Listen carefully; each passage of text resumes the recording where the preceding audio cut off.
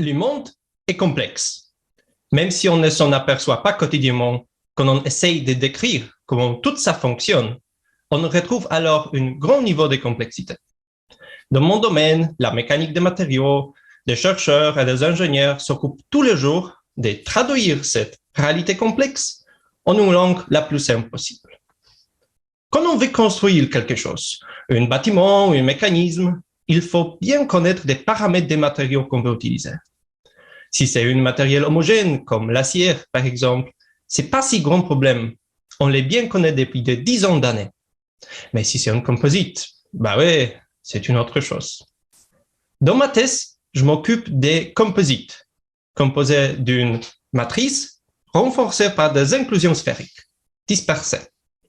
Et pour prédire sa comportement, je m'appuie sur les modèles CLUSTER, proposés par deux chercheurs français, Alain Molinari et Mustapha Elmouden, de l'Université de Metz, qui rendent compte des interactions parmi ces inclusions et qui, par l'homogénéisation, nous permettent d'obtenir le comportement global du composite.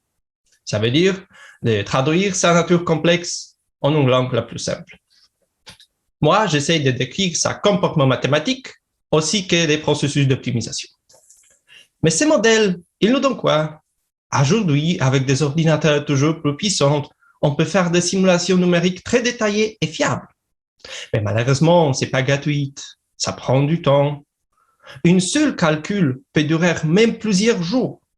Mais pour le travail au quotidien de l'ingénieur, c'est malheureusement trop long. Mais si on a des modèles efficaces, rapides et fiables, comme ma thèse le montre, on peut tout économiser. Imaginons une mur faite en composite.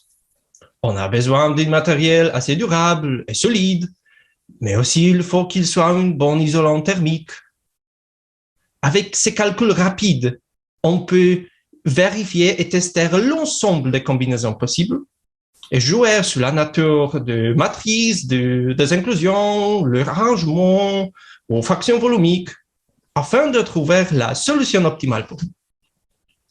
Et cette quête de l'optimum nécessite de poursuivre des recherches. Et moi, j'en suis persuadé.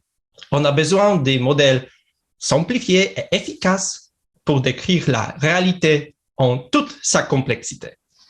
Merci.